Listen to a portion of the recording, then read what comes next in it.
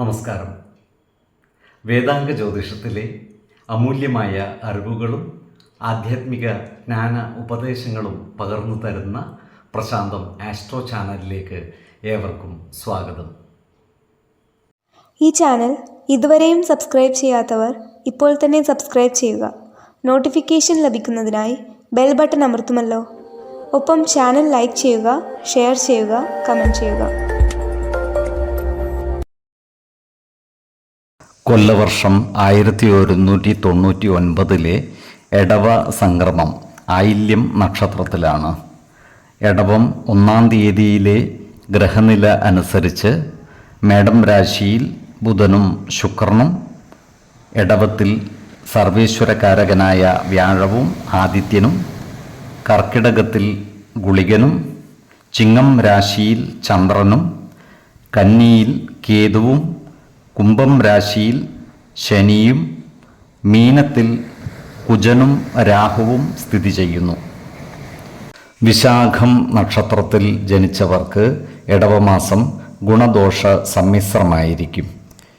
ഈ നക്ഷത്രക്കാർക്ക് കർമ്മ മേഖലയിൽ കാര്യങ്ങൾ അനുകൂലമാണ്. എന്നാൽ വിദ്യാഭ്യാസ സ്ഥാപനങ്ങളിലോ മറ്റു സാമൂഹ്യ സേവന സ്ഥാപനങ്ങളിലോ പ്രവർത്തിക്കുന്നവർക്ക് ഈ മാസം കാര്യങ്ങൾ അത്ര നല്ലതല്ല. അതിനാൽ ഇത്തരം സ്ഥാപനങ്ങളിൽ പ്രവർത്തിക്കുന്നവർ സഹപ്രവർത്തകരുമായും മേലധികാരികളുമായും നല്ല സ്നേഹബന്ധങ്ങൾ നിലനിർത്തുവാൻ പരിശ്രമിക്കേണ്ടതുമാണ്. ജോലിസ്ഥലത്തുള്ള അനാവശ്യ ഇടപെടലുകളും ഭാഷണങ്ങളും ഒഴിവാക്കി മുന്നോട്ട് നീങ്ങേണ്ടതുമാണ്. പ്രവർത്തന മേഖലയിൽ കൃത്യനിഷ്ഠതയും സത്യസന്ധതയും കാത്തുസൂക്ഷിക്കുന്നതിൽ ഇവർ പ്രത്യേകം ശ്രദ്ധിക്കേണ്ടതുമാണ്. ഈ നക്ഷത്രക്കാരുടെ ജീവിത പങ്കാളികൾക്ക് ചില്ലറ അസുഖങ്ങൾ ബാധിക്കുവാനിടയുണ്ട്. അതിനാൽ ജീവിത പങ്കാളികളുടെ ആരോഗ്യകാര്യത്തിൽ ഒരു പ്രത്യേക ശ്രദ്ധ പതിപ്പിക്കേണ്ടതുമാണ്. ജീവിത ശൈലീ രോഗങ്ങൾക്ക് സ്ഥിരമായി മരുന്ന് കഴിക്കുന്നവരുണ്ടെങ്കിൽ കൃത്യമായ വൈദ്യ പരിശോധനകൾ നടത്തുകയും ഡോക്ടറുടെ നിർദ്ദേശമനുസരിച്ചുള്ള മരുന്നുകൾ മുടങ്ങാതെ കഴിക്കുകയും വേണം. വിദേശത്തുള്ളവരുമായി ചേർന്ന് ബിസിനസ് നടത്തുവാനുള്ള അവസരം ഇവർക്ക് ഒത്തുവരുന്നതുമാണ്.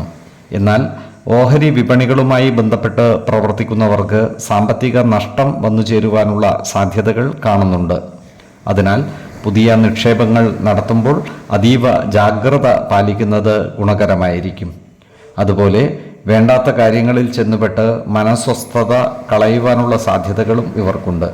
അതിനാൽ ഏതൊരു കാര്യം ചെയ്യുമ്പോഴും 2 വട്ടം ആലോചിച്ചു മുന്നോട്ട് നീങ്ങുന്നതാണ് ഗുണകരമാവുക.